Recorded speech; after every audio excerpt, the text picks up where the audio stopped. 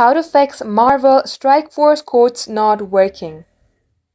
Hey guys, welcome back to our YouTube channel and let us get started.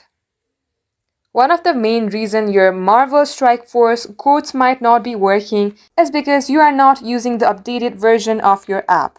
Let's go ahead and fix that. Head over to your Play Store and search for Marvel Strike Force. If you see update instead of play or open, tap on update and update your app. Now let's go ahead and open up our settings. Here, scroll below until you see the option of apps. And again, search for Marvel Strike. Here, scroll below onto storage and clear the data if you have any.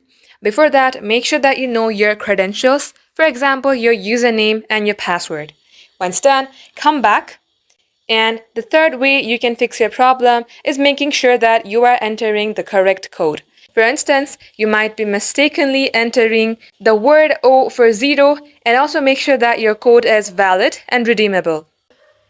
Once you do all that, if it's still not working, then long tap onto your app, tap on uninstall, tap on OK. Now reinstall your Marvel application again and try redeeming your code, and that will definitely fix the problem. Thank you for watching the video till the very end.